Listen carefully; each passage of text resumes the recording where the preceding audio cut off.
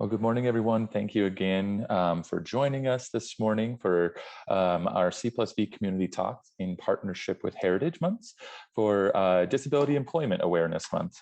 We are honored to have this space today and have some amazing speakers today, and we really are just excited for folks to be joining us. And with that, I will stop sharing and we will go ahead and hand the mic over to Paul Arifi. But before I do that, I do want to do a land acknowledgement. We always ensure that we do that for all of our C+V events. And so before we begin, I want to take a moment in the spirit of healing and peace and advocacy to acknowledge and honor the indigenous peoples of the land upon which University of Denver stands, the Arapaho, Cheyenne, and Ute tribes, which University of Denver now sits is the ancestral homeland of these tribes and whose loss we both recognize and mourn. Like the history of so many institutions in the American West, ours is a complex and sometimes painful history. In recognition of this fact and to underscore our commitment to inclusion and equity, we commit to listen to and affirm the stories of all in our community. So thank you again for joining us. I'm going to hand the mic over to our amazing facilitator from the DU community, Paul Arifi. He is going to introduce our speakers and lead the conversation today. We will have a Q&A section in the last 15 or 20 minutes, and so feel free to submit those via the chat or via the Q&A function, and I will be in the background there if anybody has any questions or concerns. And with that, I'll hand the mic over to you. Thanks, Paul. Thank you so much, Chase. My name is Paul Arifi. I'm the Associate Director at the Disability Service Program here at DU. And I'm honored to join all of you today, acknowledging that October is the National Disability Awareness Month. And it's honored each year to acknowledge the valuable impact that people with varied disabilities make in our workplace. In this month, we take this opportunity varied contributions of disabled persons, contributions to learn about ensuring access to employment and education, and also hear their stories without limiting beliefs. In our panel today, I'm moderating the panel. At the same time, I also, apart from asking questions, I'll also be one of the people to answer questions. In this panel today, we have Bill Kesson. Bill is the Digital Accessibility Specialist here at DU, and he is in charge of Enterprise Application Services in the IT department. He started here in December. He is blind and has been at different levels of blindness in his life. And I'll let Bill share a little bit more later during the sessions after I ask the questions. Eliza Anderson is a Paralympian, an advocate, a speaker, host, a storyteller, and a comedian. He's also an influencer and a model, and also a person. He's a DU alumna, and from a promising young athlete to a girl battling the rarest forms of cancer to an Olympic game participant, Lizzie's story is one of the maddening hardships, inspiring perseverance, and overcoming adversity. I'll let Lizzie speak a little bit during answering questions. Then we have Jess Trope. Jess is an Assistant Director running Effectiveness Program. And Dr. Trope has worked with neurodiverse undergraduate in the Learning Effectiveness Program, LEP, at DU since 2014. And she also consults with the Special Education Department at the Colorado Department of Education, and as a private executive functioning coaching practice. With that, I'll get into the first question, and the question goes to Jess, Dr. Jess Strope. And my question is, what are your role at DU and what are resources available from the Learning Effectiveness Program? Thank you, Paul. Good morning, everybody. As Paul said, I'm the Assistant Director of the Learning Effectiveness Program, and we are an academic support program on DU's campus for neurodiverse learners, whether they are undergraduate or graduate students. The LEP provides one-on-one academic counseling with students enrolled in our program. And so they work on academic and interpersonal skills. We also provide subject-specific tutoring, executive functioning support and skill building, transition support into and out of college. And we've really been building up over the past few years our social community of neurodiverse students and host a lot of social events. For example, today we have a Halloween bash where students can come paint pumpkins. And every Friday we have pizza and games. So we provide a lot of academic support to neurodiverse students, but as well as a really important community for students as well. Thank you, Jess. Again, I am the Associate Director of the Disability Services Program, and here at DU, we are responsible for DU's commitment to access for students with disabilities who are enrolled in institutional programs and services. And we do it through the accommodations process. We ask students to request for accommodations based on their disability functional limitations. We look at those requests and we review accommodations and we approve. And once we approve, we notify instructors and departments here at DU on what the students need and how those accommodations are supposed to be implemented. We also have the ADA office that we work with in case students feel that we haven't approved reasonable accommodations and they have gone through our grievance process and they are unable to get what they need, then we refer them to the ADA office in the Office of Equal Opportunity to look at how our decisions were made, and if they ask us to do things differently, then we go ahead and do that. So we are a very important resource. Also for the ADA office, we partner with them around assistive technology that DU has a license so that we share it across the board with both students and staff and faculty in case they need them to access programs here at DU, their job at DU, and also faculty to help in their teaching. We don't do this as a substitute for human resources and inclusive excellence, but it's an additional piece of collaboration that we have so that we can be able to have a holistic support to the DU community. At this point, I would want to ask everybody in the panel, including Bill, Jess, as DU employees, how is DU working to reduce the barriers that exist for students and employees with disabilities? Over to you, Bill. Well, for me, as the digital accessibility specialist, my role here, and as they said, I started about 10 months ago in December.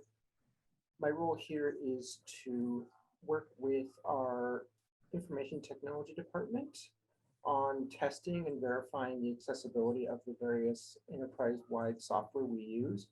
For example, our timekeeping system and student registration. So as my job, I evaluate these various tools to ensure that they're accessible. And any issues that we discover in these products, I work with the vendors on remediating those issues. The other part of what I do is test some of the products that we are considering buying as an institution for accessibility, and makes a big difference on how we choose what to license and what we don't license here at DU. This really makes it easier for our students and our staff and faculty with disabilities, the ability to access everything that we offer here at DU. Thank you, Bill. Dr. Strop, is there anything you'd want to add to that as far as the LEP is concerned?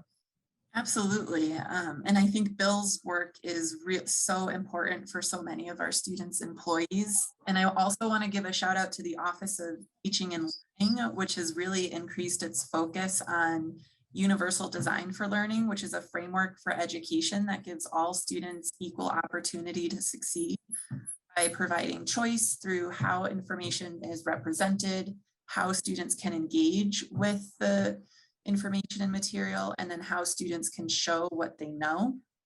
Over the summer, the LEP partnered with the Office of Teaching and Learning and offered a 2-day neurodiversity workshop for, I think we had around 17 faculty attend.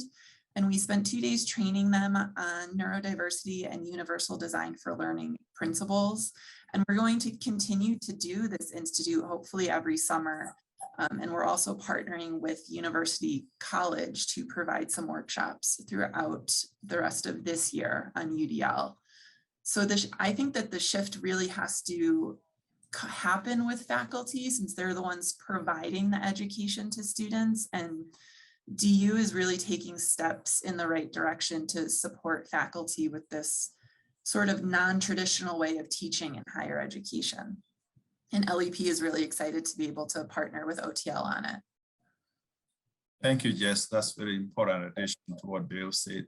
As far as DSP is concerned, we approve accommodations. Accommodations are intended to reduce the barriers and reduce incidents where students are unable to access their programs and services. First, we have different kinds of accommodations. We have temporary accommodations. Let's say students submit their request and they don't have sufficient documentation. Often we approve some temporary accommodations for our quota so that we give them a sufficient time to get the required documentation.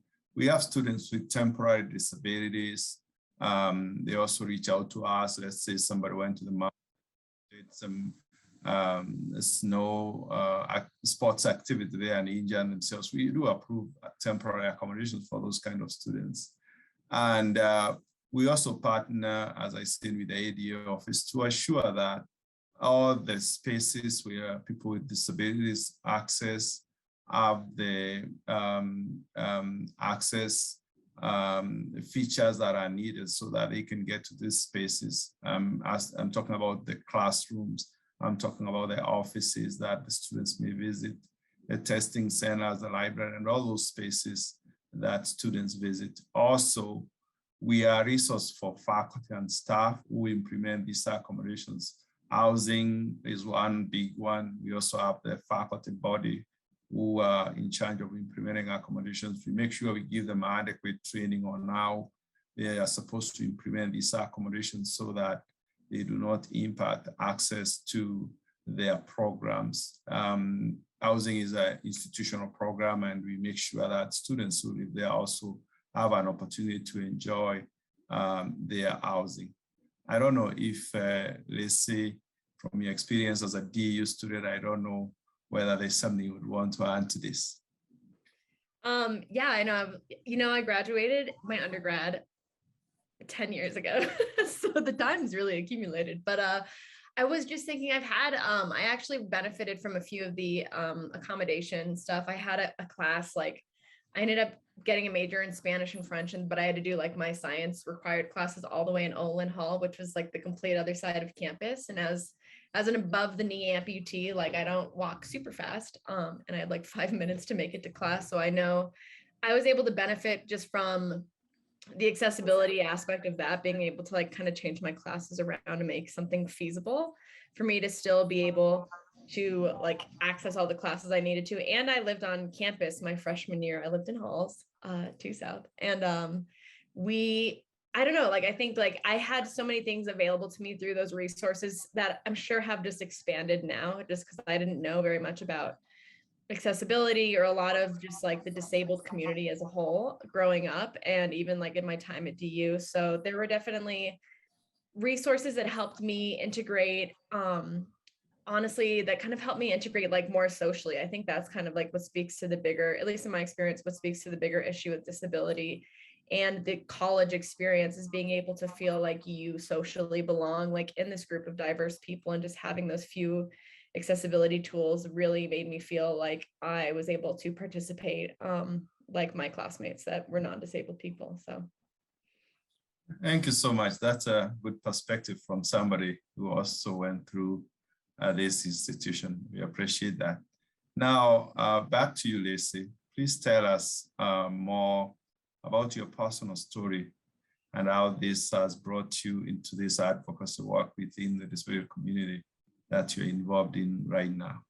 Yeah, so I'm an above the knee amputee. I had cancer that was previously mentioned as a little kid. So I grew up as a person with a disability, but I think like early 2000s, like we were not really talking about disability very much, even as a minority group. And I actually was an athlete at the University of Denver. I was a cheerleader. And I didn't know for a really long time, like I called it disability denial. I was like, I just have one leg, but this isn't a disability. So there's like, it speaks to the spectrum of disability. I like to say now, like disability is a lot like a box of chocolates. Like you never quite know what you're going to get when you're working with people. And that's like, that rings true. Disability is not a monolith. Like what's accessible to the neurodiverse community is not going to be accessible to somebody that's maybe like highly affected quad, like power chair user. So there's so much that I didn't know growing up. And I kind of started a little bit at my time at DU, my senior year of college and undergrad. I started volunteering at the Amputee Coalition's youth camp. And that was where I was just around other amputees, like specifically. And now that kind of like integrated like my world into like the idea of disability and advocacy through the amputee community. And it was consequently the same time where I was starting to like test the waters a little bit of Paralympic track and field. And that was really where I was exposed to a variety of disabilities. So Paralympics, for people that are not familiar, is it's an elite sport event that encompasses everybody with like a variety of physical disabilities. So we have anywhere from visual impairment to limited mobility through cerebral palsy, amputation, lower stature, short stature. We got a lot of people. So that all started kind of around my time at DU. And since then, like my career with Paralympics and being a Paralympian, it's just kind of expanded because I realize now, like it's an elite sport program, but still culturally in the country, like it's not recognized, I feel like the same as a lot of non-disabled elite sport programs. And I had been really privileged that I had experienced kind of higher level athletics through DU, through a different sport. And then I've had good access to Paralympic track and field, which a lot of people don't have. And I was exposed to a lot of things, and it just kind of became a no-brainer through my experience through DU. I was given so many tools where I was empowered to advocate for myself that it was an easier like transition for me kind of going into this as an adult. Thank you, Lacey. To add more to that, you have a podcast, and it's titled Picked Last in Gym Class. That's a very interesting choice. What is the heart and mission of the podcast, and what are some of the insights you've learned getting to know folks with different types of disabilities? Yeah, so Pick Last in Gym Class was it was a collaborative idea for sure. It's a great name. I wish I could take credit for that title, but somebody else who's more clever than me came up with that title. But the idea, basically, I get a mix of disabled and non-disabled talent, and we kind of talk about like the heart of like the struggles before success. And so I have like professional musicians, like I have an former NBA player, a lot of like a Paralympian. I have just a variety of disabled and non-disabled talent, a visually impaired singer, like a lot of influencers. This is the time of the influencer. And yeah, the idea is basically talking about the stories of struggles right before success. And the heart, like the idea in and of itself is that although we have so many differences, what ultimately brings us together is just the human experience. And so it just seems right now, like even culturally, there's still this disconnect. There's this otherness when we talk about disability. And I wanted to kind of break that down and like make disability more normal. I wanted to normalize it. That's kind of like the term that I've been using because I don't know, like does anybody growing up with a disability, like you come across a stranger, especially if you have a physical disability that's like visual, and people really act like it's a sad, tragic thing, or it's very inspiring. And you're like, listen, I've lived almost 25 years of my life like this. Like, I'm just trying to do everyday stuff, like pump my gas and get my groceries. So the idea is just normalizing it and accepting disability as it is without any type of like background or story or any type of extra meaning other than just the value of the human experience. So that's like the thread and the idea of that show. Thank you. Is there anything any of the panelists would want to add to that as far as commenting on Lacey's podcast?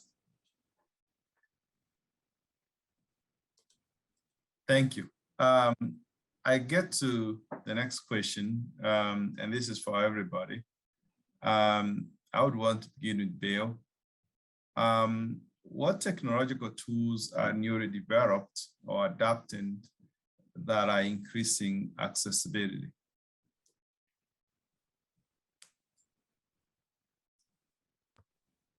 Well, I can speak from sort of the visually impaired area, especially as far as technologies go. One of the things that we're seeing a lot of promise in is using artificial intelligence for object recognition. So one of the things we have the biggest challenge with is really being able to know what's in our environment or know what something is, especially when it comes to pictures and stuff like that on the internet. So one of the things that we're really seeing a lot of progress in is using artificial intelligence to be able to identify the objects in those images. So if there's any people, who the people might be, and things like that, that's really cool. One of the things we're seeing a lot of improvement is the ability for our phones to read text and the ability for us to really just push a button on our phone and get in contact with some volunteer in the world who will help us do something visual, whether it be sorting buttons by color or reading directions on a package of food. So these are some of the really cool things that are happening for us as visually impaired and blind people. Thank you, Bill. Anything you are seeing in your area, Jess, as far as helping students with access to what you're doing in your area? Yeah, I mean, we're in the age of technology and there's just constantly new apps coming out. We see the ones that we see our students using the most are usually related to note-taking. So apps like Notion, Bear, Ulysses, these are really popular with students. Smart pens they used to be clunky pens that were with a very obvious recorder on them, and now they're pretty sleek and look like any other type of pen. Text-to-speech software like Kurzweil, which everybody in the DU community has free access to, and then speech-to-text software like DragonSpeak. What I love about all of these tools is that students can really use them right now in the classroom and engage with them, but there are things that they can take with them into the workplace and increase accessibility for themselves in future employment and manage. We have students who just can't take notes because their attention span is just not suited for taking minutes in meetings. But if they have a smart pen or some type of app that can help them with that, then nobody might realize that that's what they are utilizing in the meetings. So I think it's cool that they get to try these things out with the support of DSP and LAP. Thank you, Jess. To add more to that, DSP as an institutional license for text-to-speech software, that's Kurzweil 3000, and anybody who wants to use it at DU, whether faculty, students, or staff, are free to access through self-registration. We do have a self-registration link that we share with anybody who wants to use that, as long as you have a du.edu email address, we can add you to our system. As far as the technology also, the screen reader technology is also in use a lot. We do have a license for NVDA for people who use screen readers. I don't want to say specifically for those with vision loss or vision impairment, but for anybody who would want to use a screen reader, they can use that. NVDA is also available for free. It's kind of a substitute that's available out there for anybody. Instead of spending thousands of dollars on NVDA, on JAWS, you can use NVDA for free. We have also seen a lot of adaptive equipment, furniture. The furniture has become easier, even in the marketplace. We get better furniture to accommodate the needs of those who need them to be able to access their spaces. So there's a lot going on there. And I don't know whether there's any additional comments. I would want to move to the next question. I would just say, like, for anybody who's non-disabled, like participating, just watching or whatever, like, I encourage to try some of those apps or try some of those services. I have good friends just from sports, so like I use a lot of the visual stuff on my iPhone now. And I don't know, the cool thing about accessibility tools is everybody benefits from them. So I think like it's another way to also make it accessible that people can know about it that might need it. I think like the biggest barrier is like people understanding what tools are accessible to them. So if you are interested in, you have to read, but you want to have a screen reader, like, and you're driving somewhere and you need to read for school or something, like, it's just, I don't know. I encourage everybody to try these apps and see how they are just beneficial overall. Yeah, and finally, on top of that, Microsoft Office products have really improved. And right now you can use a speech-to-text technology that is inbuilt in Microsoft Office products to be able to either dictate an email, dictate a document, and then be able to make it easier for people who cannot type or people who may not be able to handwrite to be able to create accessible documents. So that has been an advancement in the technology that we use. And thank you for additional input on that, Lacey. The next question is, what does the employment landscape look like for people with disabilities at DU? Anybody who would want to chip in on that? Bill, any thoughts?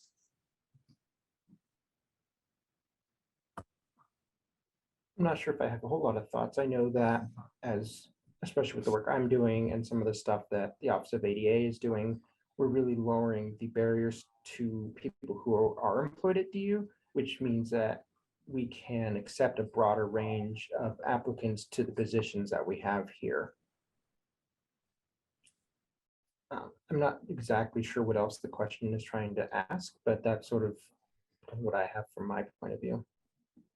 Thank you. I think generally we do not exclude people with disabilities from seeking employment at DU. In the DSP office, we have several employees who have disabilities, and we provide accommodations that they need. And until recently, we never used to have an ADA office. So to me, that's a good move for DU to be able to have a position like that to address issues around employment accommodations, and also to be able to make sure that the requests for accommodations are addressed or rather responded to in a very timely manner. To me, the employment landscapes here at DU looks good because we do have a leadership that cares, and actually there's a lot of focus in making this institution accessible. I'm a member of the digital and accessibility group that looks into what are the barriers people with disabilities have as far as accessing content, and this includes employees and students. And I think that's a move in the right direction. I'm also happy to hear different conversations that happen here at DU. DU has very interesting conversations that happen around disability issues that you don't hear in other institutions, at least from my experience, having worked in several other education institutions, that I'm happy with the openness with which these discussions are held. I'm not sure if there is any comment from Jess, if I move to the next. I think you and Bill covered it pretty well. Okay, thank you so much.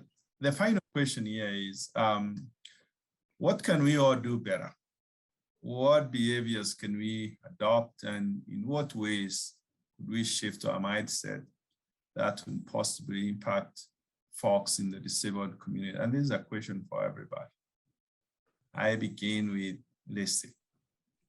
I think this question is always so tough because it's like it seems so overly broad. But I mean, inclusion is a word for a reason, you know. And I have a friend in the Denver community, Regina Jackson. Actually, she's a DU alumna as well, Regina Jackson, who does a lot of anti-racist activism, and she said it best.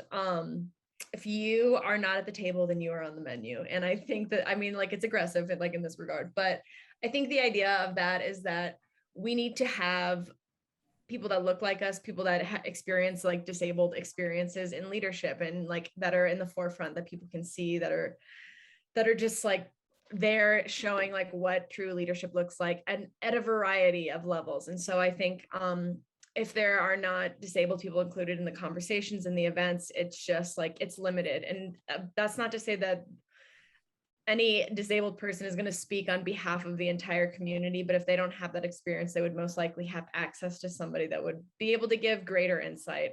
So I just think it's making sure that we are including these voices, and making sure that these do not go unheard, and, you know, complaints and issues are taken seriously, and that we just continue to move forward, putting disabled people in leadership positions, because when we make the world accessible, everybody benefits. Thank you. Anything to add, Bill? Yeah, so I think kind of similar to what Lacey was saying, I think one of the biggest things to think about as people in the community is that people with disabilities are people. And so if you can think of us as just other people, and as treat us the same as you would anyone else in the community, it really helps a lot. And really think about, when you're interacting with us, would you do this to your friend, or would you say these kind of things to your friends? I think that can help a lot. The other thing I'd say is, what I really appreciate is if you want to help or you want something, you should ask someone if they need anything, or what kind of help that you might be able to provide. I think that goes a long way for people to feel welcome, rather than trying to tell them what they need or assuming what they do. The other thing is, don't assume that you know everything, or if you don't know something, don't assume that you do, and really ask questions. Most people with disabilities are happy to answer questions about themselves, about the way they do things in the world. Obviously, that doesn't apply to everyone, but I know, like, for me, I'd rather someone ask me, you know, how do you do this, or what is it like, rather than trying to guess or assume it, because there's a good chance that they'll assume incorrectly, since they haven't had my experiences. I think the other thing Lacey said also, every single one of us is different. So something that works for me, or something that is my experiences, is not necessarily going to be the same for anyone else who is blind, or who experiences disabilities that are not blindness related, especially. Thank you, Bill. That's very important. Jess? I am going to bring it back to universal design, not just for learning, but for the environment and physical spaces.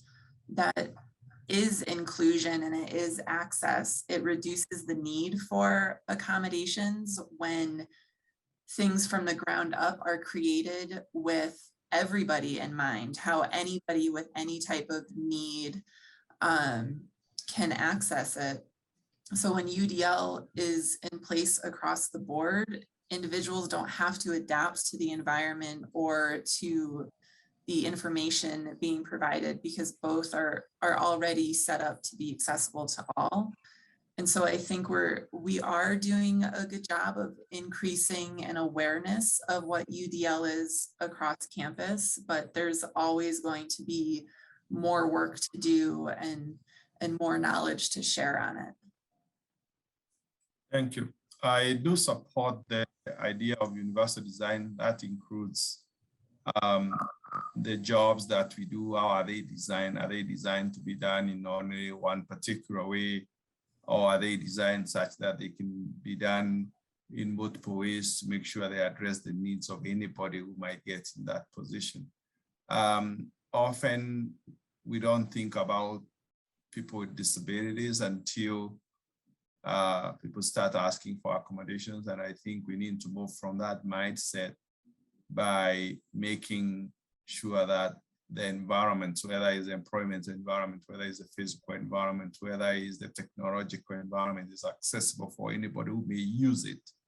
And to me, that's the best proactive way to be able to address some of these concerns. At the end of it all, I believe we are all disabled. Everybody has a disability. And a question I ask all the time is, suppose everybody in this world was blind and you are the only person with sight. Would you go to people who are blind and ask for accommodations because they are using Braille and you can't use it, or they are using other technology specifically to that community? Would you go to them and ask for accommodations because you have a sight? So at the end of the day, who is disabled? Who is a person with disabilities?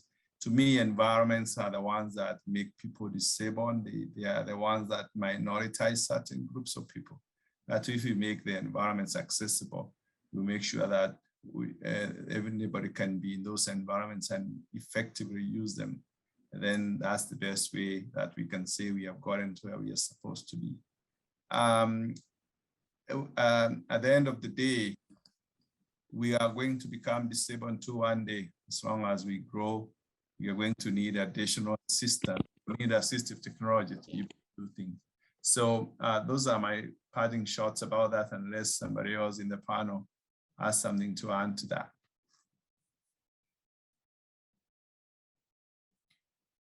And just to finish my thought about people who are blind, I'm not picking people who are blind, but I grew up with siblings who are legally blind, and I realize sometimes I'm the one who needed help from them. It's not me helping them.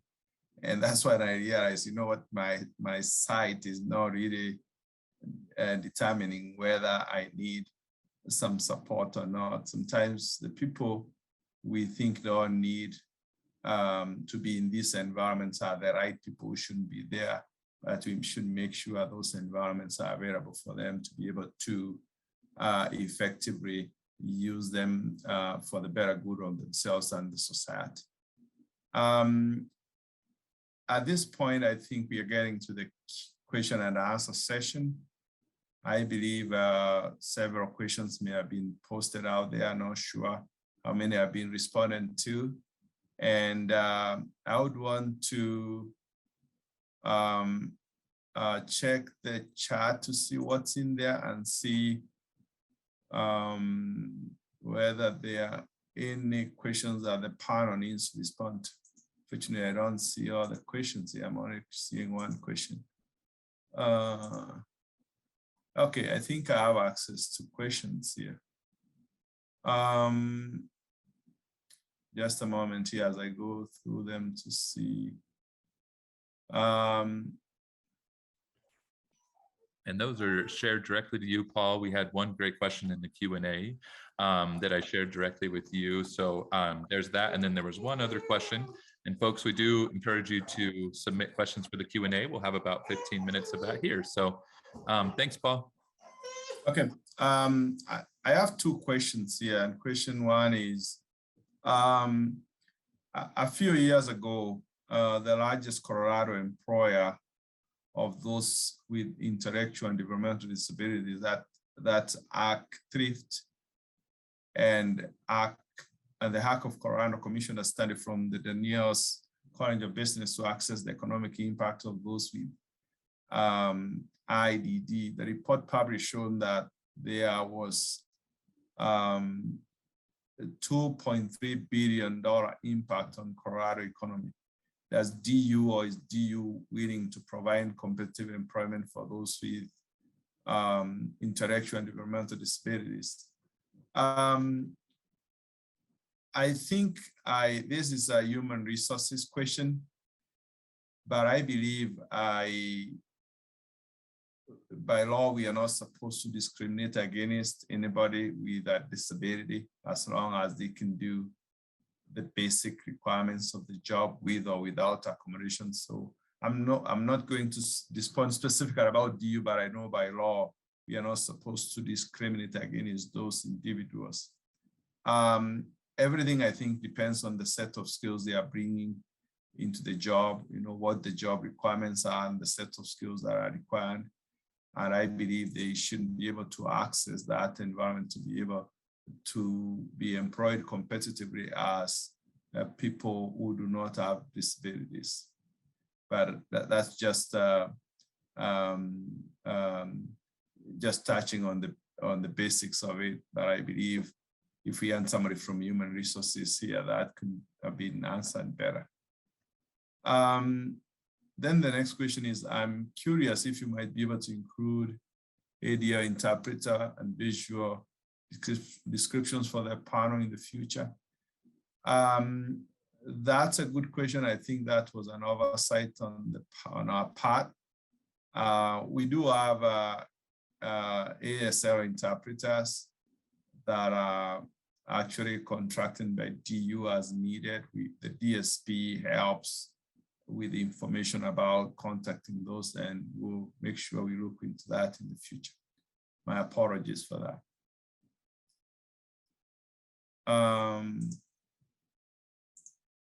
Is there any other question here that needs to be looked at?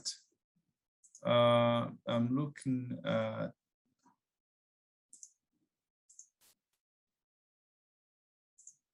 this. I'm missing something. I don't think there are any more questions here. Oh, and we had one great question, Paul, that came in. What are some tangible small steps that faculty and staff members can do to make their classrooms and work more accessible? So any specific examples?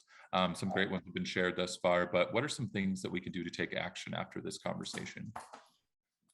I would want to specifically address the faculty issues.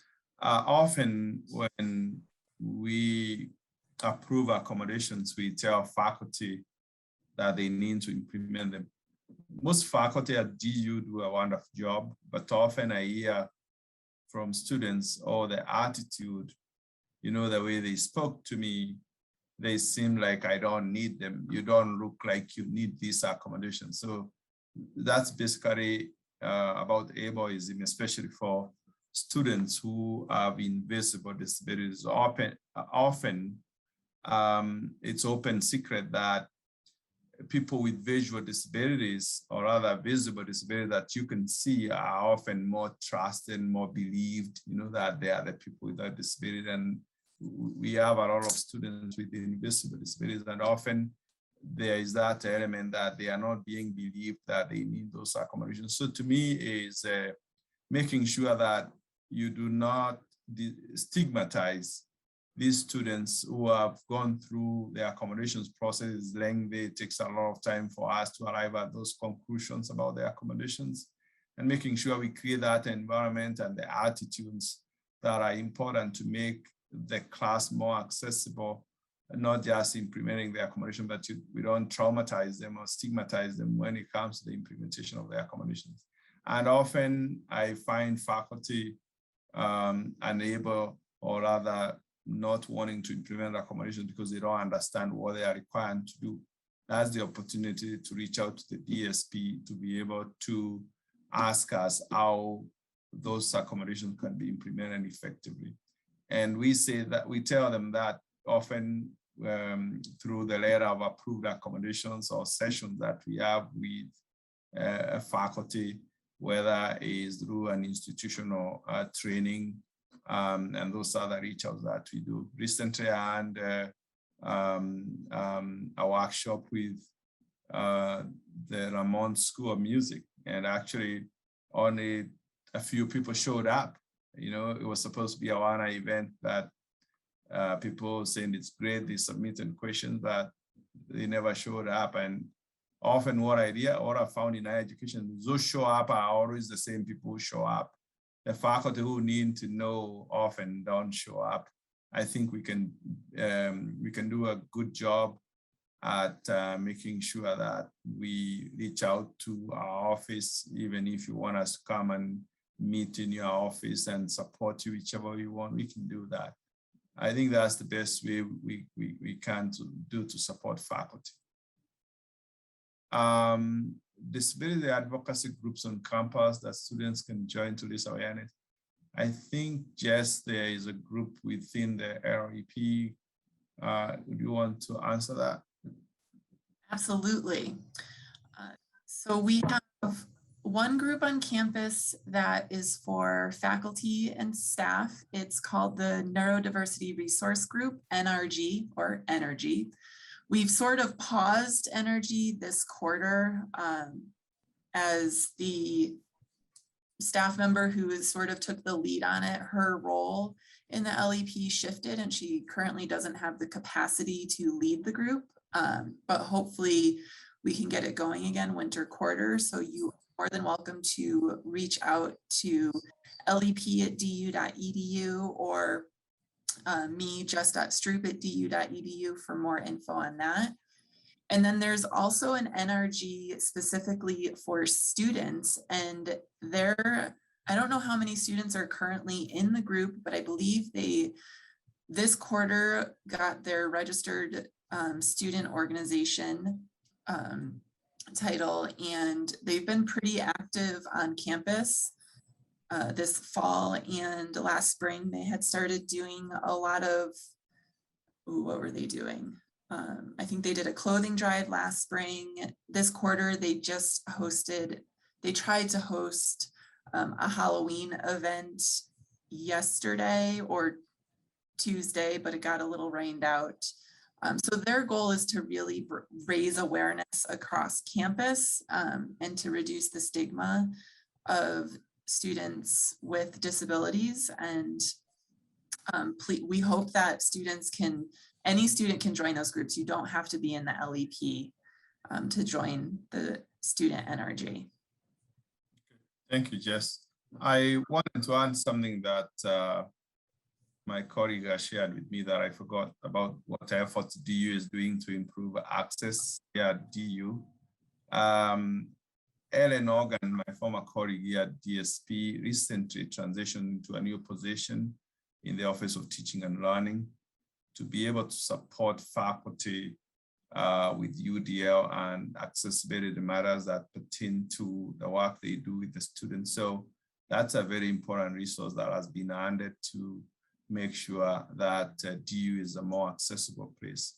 Also, Bail, if I can speak about Bail. Bail began as a part-time employee to support in these efforts, and transition into now full-time employment here at DU. And I think that's a step forward to show the commitment that DU is having towards making this a very accessible environment. So I'm not sure if anybody has something additional to add to that. I'll add a little something to the original question, asking like what kind of small things we can do. I think one of the other things that everybody can do is just be an active supporter for us. If you hear somebody doing something or see them doing something that's going to negatively affect people with disabilities, say something. If they're using language that's demoralizing to people with disabilities, call them out on it. If they're telling jokes like that are not very tasteful, and again, that are like demoralizing or creating sort of this dynamic between able-bodied people being better than people with disabilities, again, I try to call them out on it, say like, hey, this isn't really cool. You want to do what you can to make it so that the people with disabilities and the people who are able-bodied are all considered equal and have an equal opportunity in people's minds. Thank you. That's very important. Any more questions? With DU, the next question here is, with DU's increased inclusivity efforts regarding disabilities, are you seeing more graduates without disabilities be advocates or allies in the greater community? I don't have any one specifically in mind, but I would open this to the panel for any additional information in case somebody is aware of something I don't.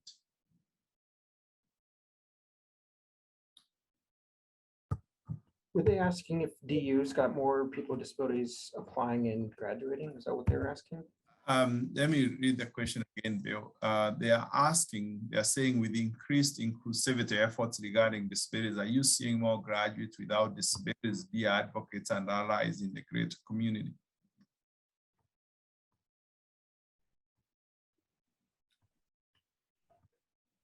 Sorry, I'm having a hard time understanding the second part of that. They are saying, are we seeing more allies from people who are graduates? I see. They have no disability. Are they becoming more advocates to join people with disabilities in their work? I hope so. It's hard to answer simply because for me in my role, the day-to-day is this is the community I'm in. I'm not working with students who don't have disabilities. So it's hard to say if we're seeing graduates who are becoming greater advocates. What I can say is that the LEP has been around. We have our 40th anniversary next year. And when I started 7 years ago, there was still a stigma around being in the LEP. You would come to the floor, meet with your academic counselor, and leave Raffato Hall as quickly as you could.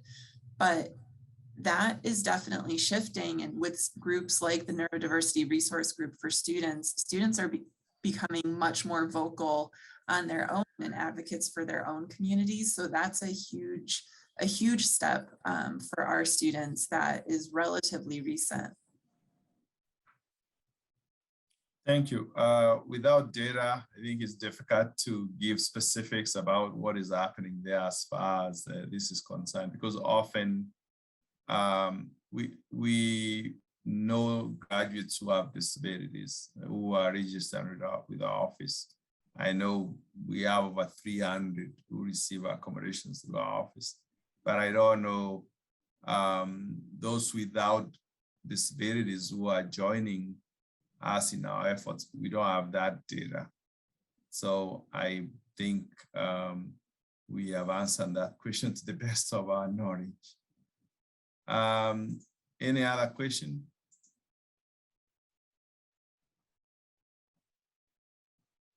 I'm looking through the questions here. I don't see any unanswered question here. I see a new one here. Okay, this is information about, we have shared more information about some of the resources that you can use. Thank you. Chase, I would want to hand over this to you. Thank you very much for all the questions and for all the listening to our panelists. Awesome. Thank you so much, Paul. Amazing job facilitating.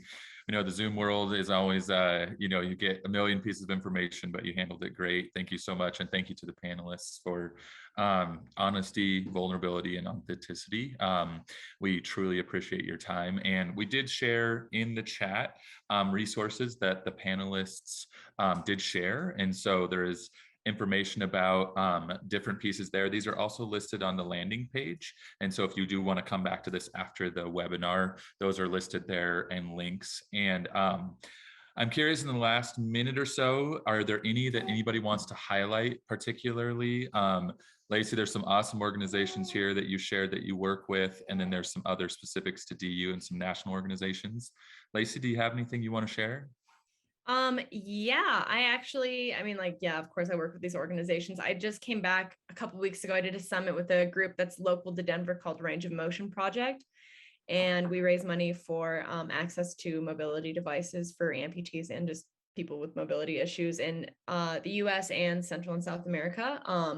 So they are called Range of Motion Project. And that's probably the newest group that I've been working with. That's been really impactful, and they have a great Denver presence. But that's it for me. Awesome. Thank you so much, Lacey. And again, those will be listed there if you do want to support any causes on the site. Jess and Bill, anything you want to share about resources? You've mentioned LEP and a few things there. Anything else? I also included the National Center for College Students with Disabilities, specifically the career page for students. I use this with students who are getting ready to transition out of college. It's a great resource for them, or if they're looking for internships. A lot of companies are actively seeking interns and employees with disabilities. They're recognizing that these employees bring a really important perspective to the workplace. And it also is a great resource to help students understand how to get accommodations in the workplace as well. Thank you so much, Jess. And Bill, any final thoughts before we sign off here? I don't think so. I think we've covered everything. I really appreciate everyone who came to this. I think this is another one of those ways that we can really advance the environment for people with disabilities. The more that we can educate the public and the community, the more that will lower the effect and barriers to people with disabilities. Can I make maybe one more addition? Go for it. At DSP, we track the numbers of students with disabilities who come to DU. And right now we have over 2,000 students who have been in contact with the office to request accommodations. Majority of these students are students with invisible disabilities. And this means that these are the same students who are transitioning into the workforce. And the employment of the future is employment settings that address the needs of students with either mental health issues, students with physical health issues, students with issues with learning disabilities, ADHD. That's how the landscape looks like. So we are kind of moving from the mobility impairments into a different landscape, and we are having more students request for accommodation. This year, actually, we are the highest ever since I've been at DU for the last 3 years. We have a lot of students with invisible disabilities asking for accommodations. Those are my final thoughts. Thank you so much again. And that was a perfect way to kind of send us off. And we had a learning moment here with C+V where we're going to add a question to our form to ensure that we are being as accessible and equitable as possible. So we'll be adding that to our future forms. And with that, we encourage you all to follow C+V on social media. We'll be having another Heritage Month's upcoming talk, and we'll be having another webinar in a few weeks here. And we also encourage you to join us for other Heritage Months events. You can visit the website on the DU website and search Heritage Months, and that is available there. And with that, we will sign off. Thank you all so much again for being here, and take care.